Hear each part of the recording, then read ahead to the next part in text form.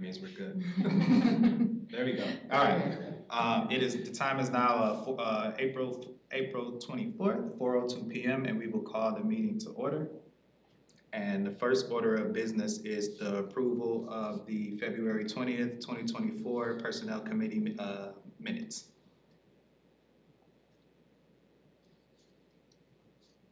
Move to approve. Second. Is there any discussion? Hearing none. All those in favor for approval of the February 20th, 2024 Personnel Committee meeting minutes signify by saying aye. Aye. Aye. Those opposed signify by saying no. Minutes are approved.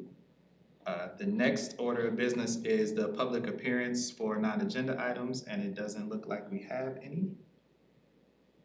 So we will go down to the agenda items. And the first agenda item is adding the classification of fire battalion chief.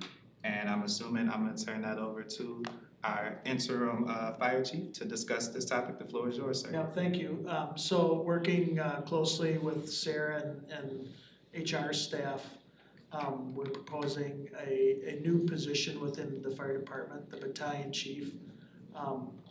We tried to break it up as much as we could on exactly what the position would entail and who they would be responsible as far as supervisory responsibilities. So it's recommended to be a non-represented, non-exempt classification that's been reviewed by Carlson Detman. We've also agree with that determination. So the battalion chief essentially would be assigned to one of three shifts, A, B, or C. That's what our lieutenants and our full-time firefighters are assigned to. They'll work a 24-hour on, 48-hour off shifts, so essentially it's a 48-hour work week. So like I said, get back to the bullet points, we'll supervise the lieutenant that's assigned to that shift. And then we'll plan, organize, and direct and implement the activities of all the personnel that are assigned for that shift. So 96 hours every 2 weeks, the 2,496 hours annually. It's expected to respond to fire incidents and operate hand in hand with, they could be the OIC, but if like say I'm on, then they'll be working side by side with the firefighters in a first response designation where they're gearing up, pack on, they could be dragging hose, operating equipment on an active fire scene, so they still have that responsibility. And then the recommendation that it be in pay grade M, in line with the division chief of inspection right now, for that hiring range.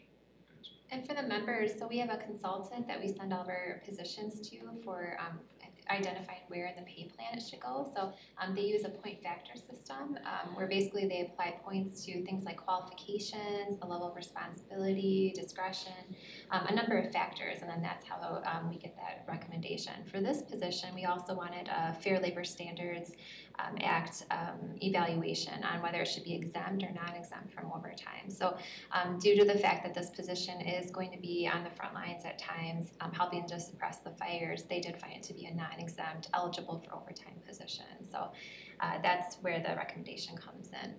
And that's eligible for overtime past the 24-hour shift.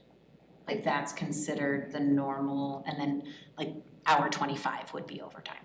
I'm not familiar with overtime for 24-hour shifts. Do you recall, is overtime? So the way it works, like with the lieutenants and the firefighters, anything past that 24 hours, yes. So if it went into the next day past 24 hours, then that would be subject to overtime, yes.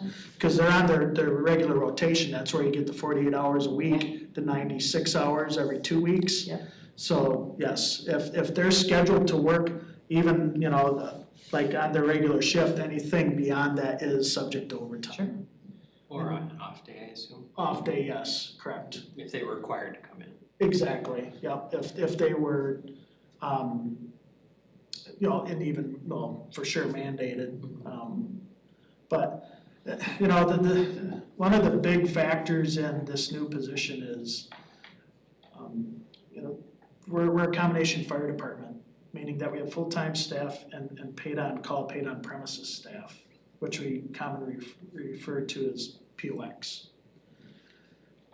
Those numbers are dwindling. It's almost kind of like the volunteering situation that we see nationwide when it comes to, you know, the fire service. You just don't have the individuals that are volunteering like this. We're even seeing it, and they get paid for everything that they do when they come in for training. They're getting paid for calls and even like open house. So when we go out and do public safety education, we're paying them for their time. The problem here is that we don't have anybody in those ranks to move up into a command level position, i.e. a chief type. So our current staff right now, we have 2 POX division chiefs, and one is, he has shared with us at the end of, or the beginning of this year, that he will retire next year, mid-year. He is working well over almost close to the 2,496 hours of covering just what we call our officer in charge position, which is you're in charge of essentially citywide during your OIC shift. When he leaves, we don't have anybody to fill that position on the POX side. We're still trying to catch up to a deputy chief that was POX back in 2021 that retired. And we're still trying to cover those OIC shifts even after he left, because he was the same thing. He was almost every year covering almost 2,000 to 2,400 hours on essentially a part-time basis. So we need to have those positions now that are consistent, and you know, we know that they're gonna be on that schedule, that 24, 48-hour schedule. Sure. But also have that assistance, you know, from the command staff, as it being full-time to deal with, you know, managing certain things within the department. If, like, say the chief's there, I'm not there, then they can have that authority to deal with it. So that's the, you know, what we're moving into here is we just don't have that POX staff to fill those positions anymore.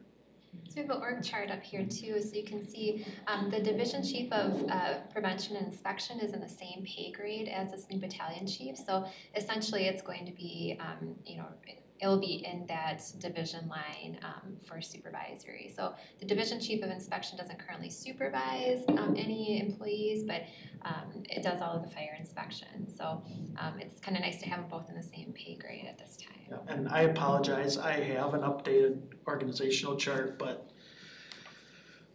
something else come up and I think I wasn't able to provide that, and I'll make sure that Sarah gets it so you guys have that information. And Chief, so I know we talked a lot about police and fire, about like getting basically the pool of applicants and getting individuals to apply for these positions. Do you think this will be someone coming from inside the ranks moving up to this, or will it be a hiring process? And if it is a hiring process, kind of do we already have, or do you have a sense of like where this position will be marketed and those type of things to get the best pool of qualified candidates? Sure, so this being a full-time position, we do have 3 full-time lieutenants right now that have shared interest in the position, so we'd have somebody internally that's very interested. And that's what we'd like to see, right? Yeah. Those are the best people to move up within the ranks, you know, within the organization. Could I also, kind of adding on to that, within Dane County, is there a title similar to this in other municipalities? And if so, is it kind of sharing similar pay grades and or responsibilities? So Sun Prairie just started off with a battalion chief position.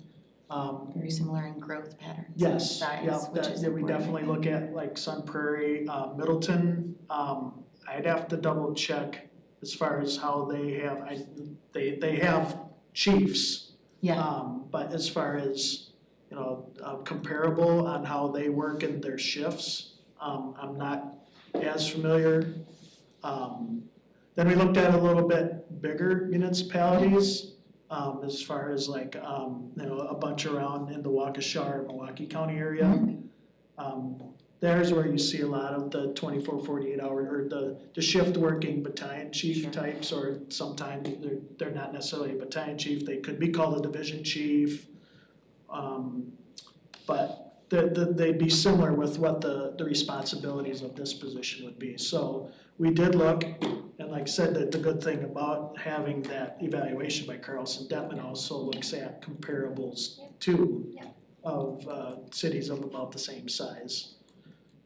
That Sun Prairie data point is exciting to hear too, in terms of like within Dane County and a growth pattern that very much matches Fitchburg's. I'm trying to think of similar, like near in Dane County or surrounding counties. It's usually not until you get to the Milwaukee County or up through the Fox Valley area Sure. where you get a lot of comparable departments with those types of positions. But then it also depends on what the responsibilities are at each municipality. Where, with us, they're gonna have that first response, that's gonna be one of their primary duties or responsibilities. Where some, their battalion chief might not have that first response. Sure. They are strictly assigned to the car and they don't go out and do any firefighting duties or operations whatsoever, so they're not putting the turnout gear on and putting the air pack on and such, but our battalion chiefs will definitely have that responsibility. Is there any more questions or commentary for Chief? All right, I guess I will now entertain the motion of adding the classification of fire battalion chief. So moved. Did Joe say something? Yep. What did he say? He said so moved. Oh, okay. Say I said it first. Fine, I second. I second the motion. all those in favor of adding the classification of fire battalion chief, signify by saying aye. Aye. Aye. Those opposed, signify. Mr. Chair, Yes, sir. for some reason I can't see the room anymore. I don't know if it's a Fact TV thing. So Can you just see anything? alerting you. What? Can you see anything? I can just see see you. something that says Fact TV feed. So if you, I'm fine with not seeing anybody, but I just wanted to alert folks to it. Thank you. Yeah. We're having that looked at. Also, just a clarification, I think, just given our quorum, we only need a motion, and not a second, based on our size. That makes a lot of sense. Because that's just essentially a vote. Yeah.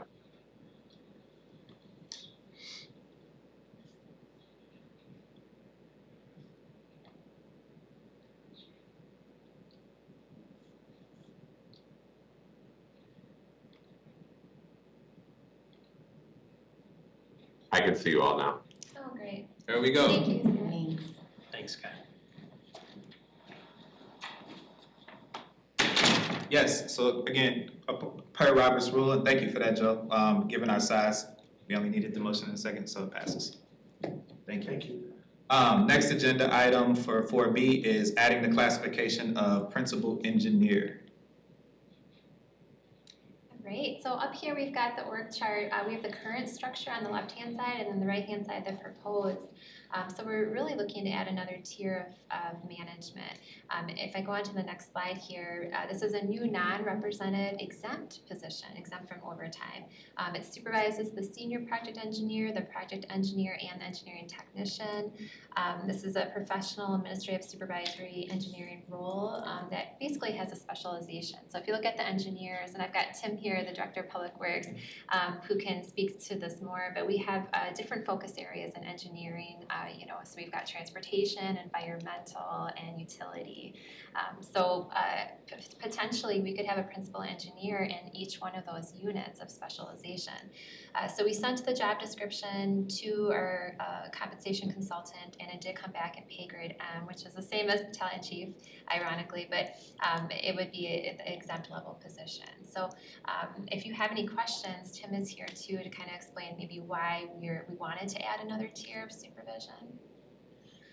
Yeah, really the main reason behind that is career progression. So right now with how the city's set up, you know, if really we hired an engineer intern, that person could move 6 positions. So they'd start out as an intern, become a project engineer, go to a senior project engineer, then to this principal engineer, and then also they could become the assistant public works director and public works director. So that the engineering division finally, last 6 months has been fully filled. We had trouble finding people, so we're finally filled, and really the next step is keeping the people that we have and moving them up. So this is kind of another step in that career progression to make them stay and not lose the good people to, you know, just because they get stuck in a position because there's no movement above them. So that this would help with our engineers that we have. As Sarah mentioned, you know, we have an engineering division, and within that engineering division, there's transportation, utility, and environmental. So like if the assistant director, public works director never move or leave, at least the engineers have some room to kind of, you know, move up and not leave to go elsewhere because they're stuck in their same project engineer or senior engineer position. So with the project engineer, we'd look for them to do a little more supervisory, which would also help offset the load of the assistant public works director. So right now she has 9 direct reports. So with the principal engineer, we're able to move some of either the senior project engineer or project engineer in that transportation, environmental, or utilities division underneath the principal, and also the engineering technician could move underneath the principal and help offload some of the work off the assistant public works director. And then at the same time, kind of give the principal engineer some supervisory experience and career progression. We were really struggling with recruitment for several years before Tim came on board. I think it's a true testament to your leadership. He's added through engineering technician 3 level, entry level project engineer. So he's really been building, so there's progression and people want to stay because there's opportunities for growth. So really great job. We're really happy. Yeah, I mean, the idea is, and Chad kind of hit it on this before, you hire within and move those people up, and then hire at the bottom and have those people grow. I mean, that's, you know, it's advantageous to not only the employer, the city, but to the employee too. You know, that institutional knowledge that they gain is very critical to an organization, and not to lose that. Otherwise, you're, you know, constantly retraining and just really never advancing, I think, so. I have a question. Can you put the org chart back Yeah, up? of course. I appreciate you calling out, because it looks very kind of hierarchical this way. But if I'm understanding correctly, you said the Assistant Director of Public Works has 9 direct reports? Correct. So all those people underneath that box are direct to the assistant? Yeah, there's a couple people that are underneath our senior project engineers already. Okay. I think we have our transportation engineering technicians under Ross, the senior Sure. project engineer, and then our environmental technician is under Ben, our senior environmental engineer.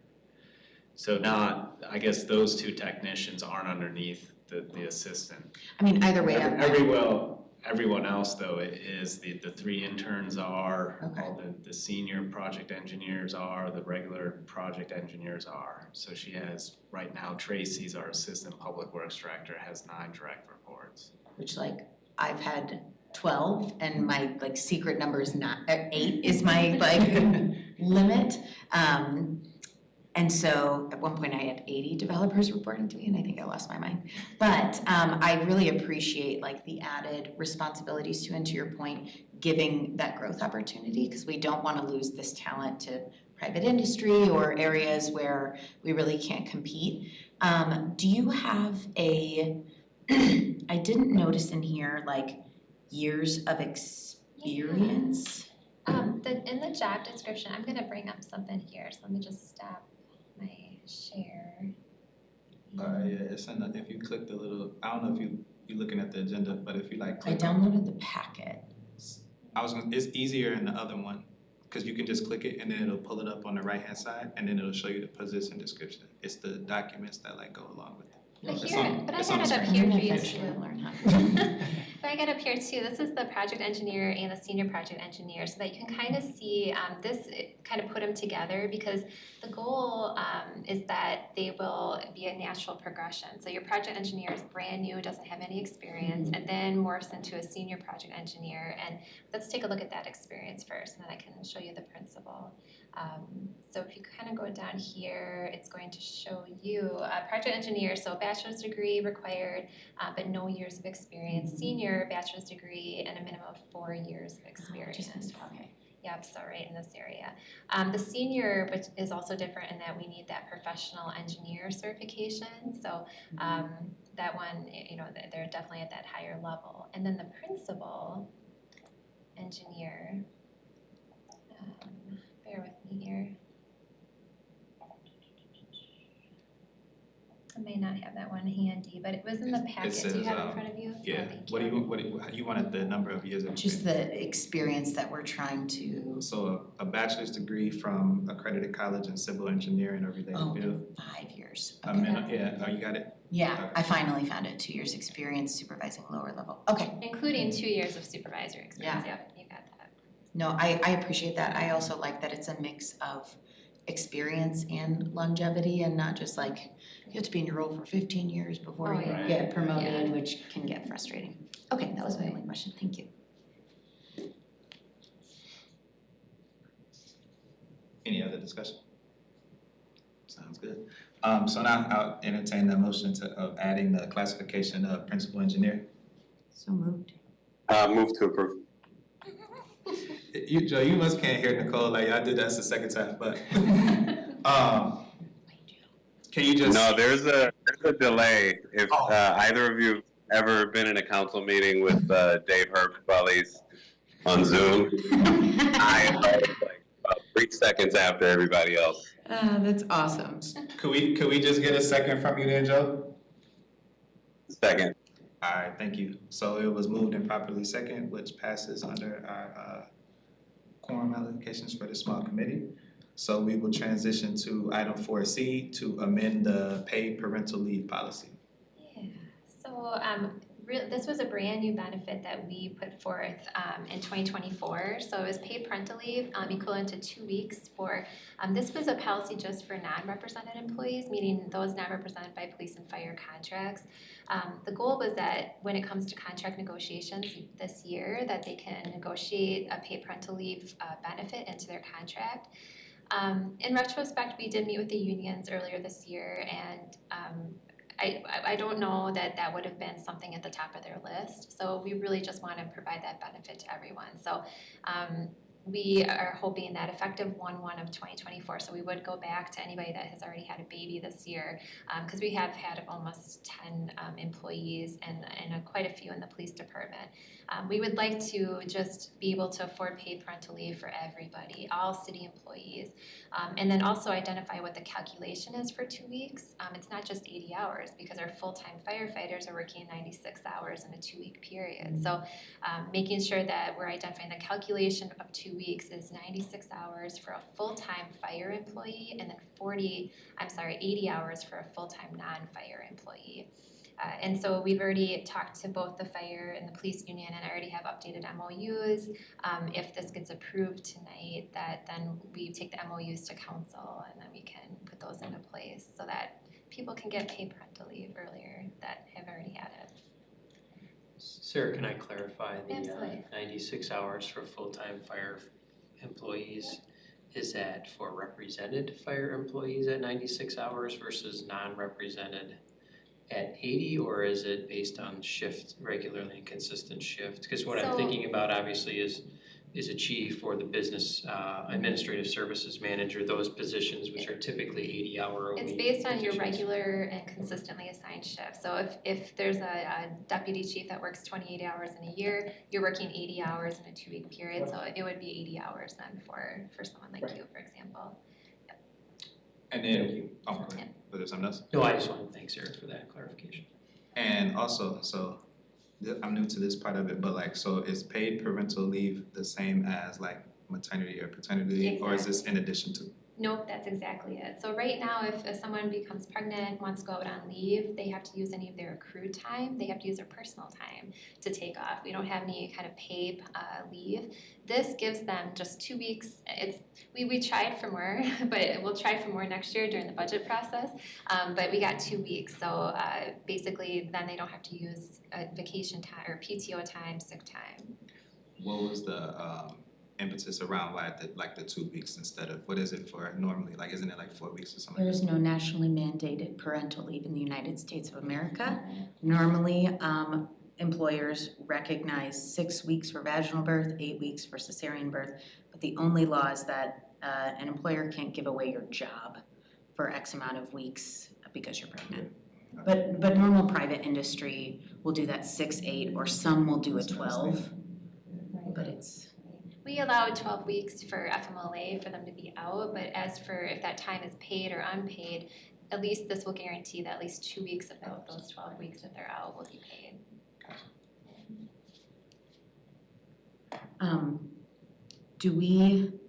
What are our employees doing? Clearly, I'm a fan of like 4 months paid, but budgets.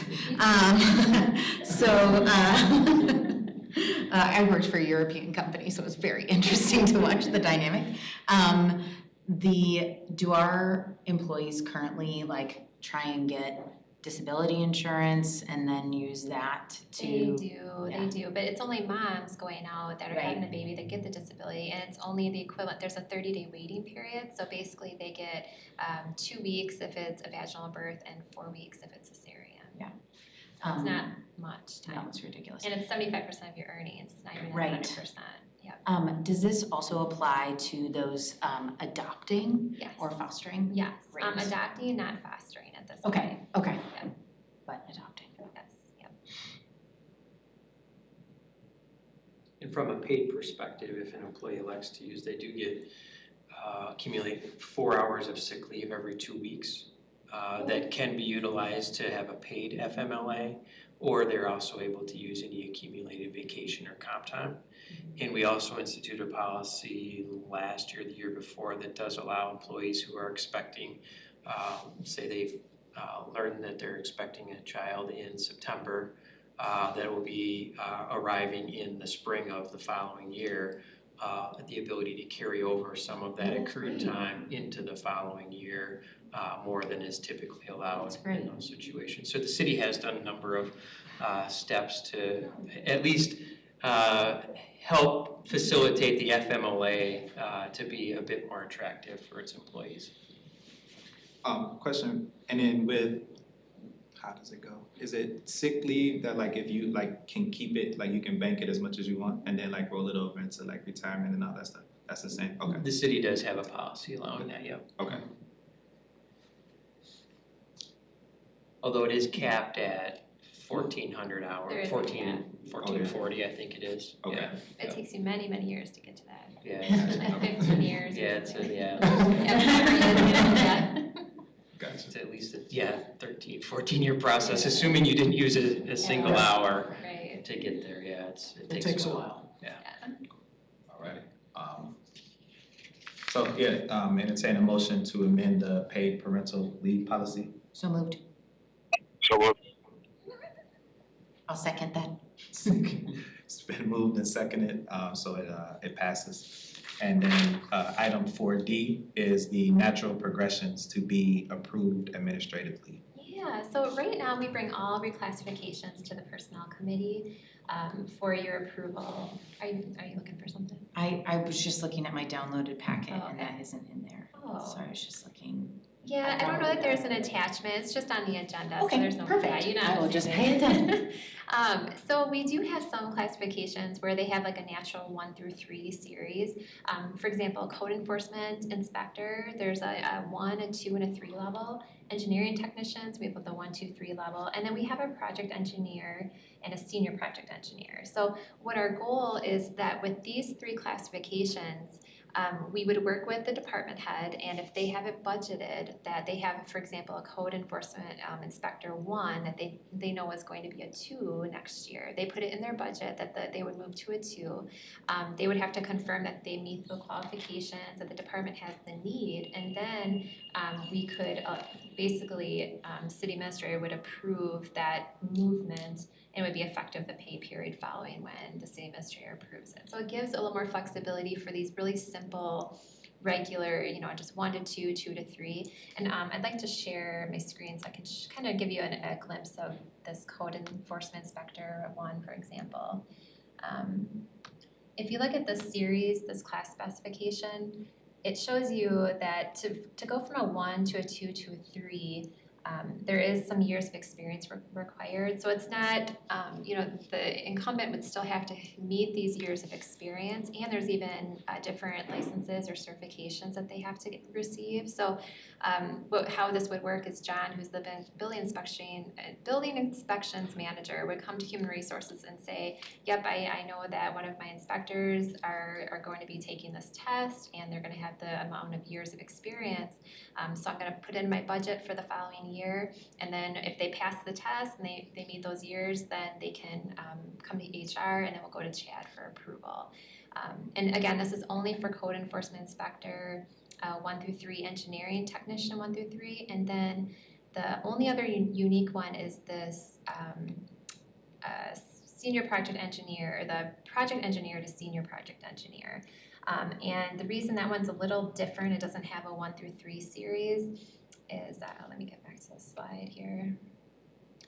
The only way to move to a senior project engineer is to get your PE certification. So once they get that PE certification, it'll just be an automatic movement to the senior project engineer. So we still want to take all reclasses to personnel, but we just want to streamline just these 3 classifications because they're considered natural progression. So they're just, after so many years and certifications, you're just automatically going to move up to that next level. So that's the goal, is just to be able to have approval from the personnel committee to have some flexibility with those 3.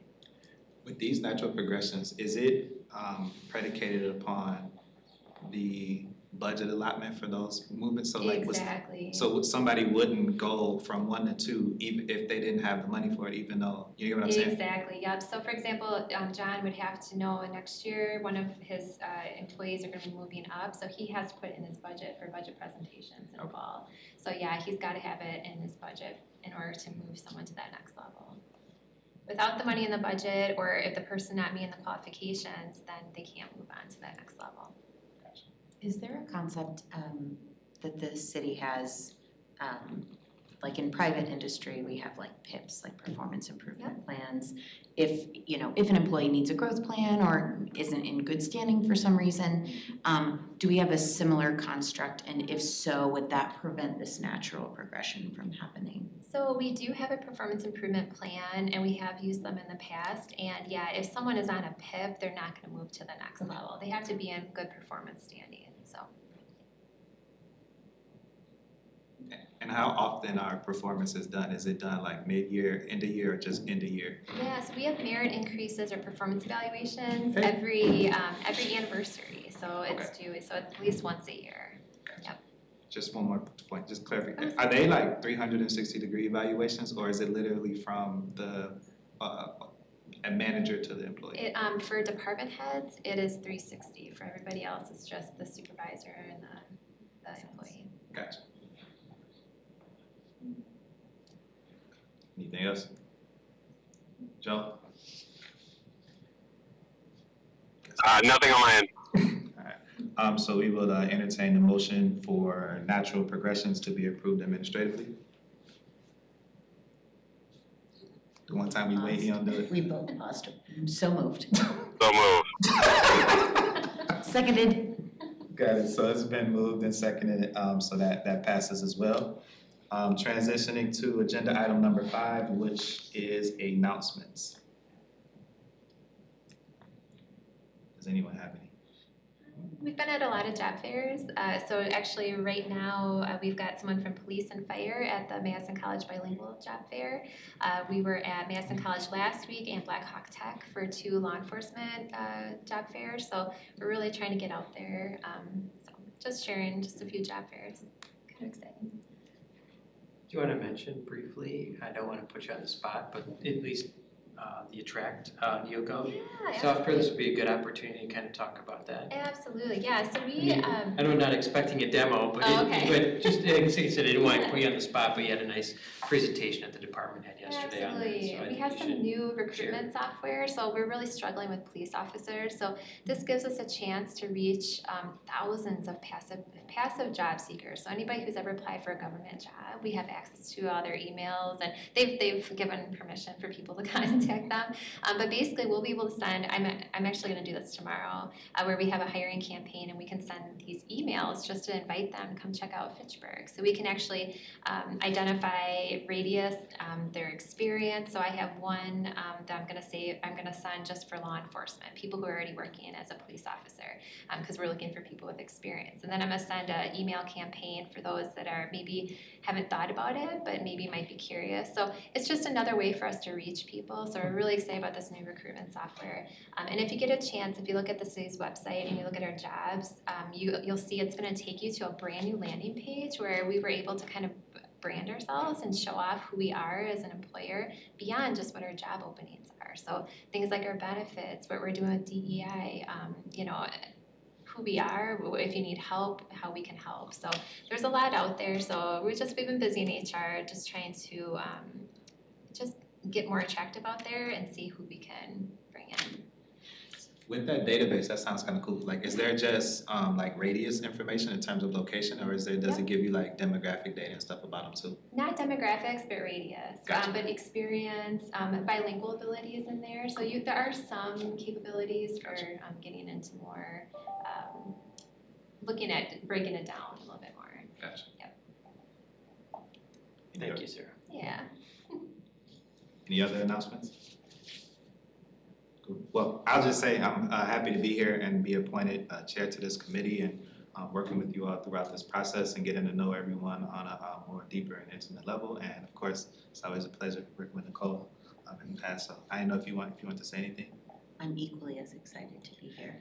So thank you for entertaining all the questions, and I'm super excited to be part of a group that makes sure that public municipalities don't lose all of our talent to outside private industry, because we need super talented, hardworking people that we have here. So I appreciate everything you all are trying to do to maintain and preserve that talent in this city.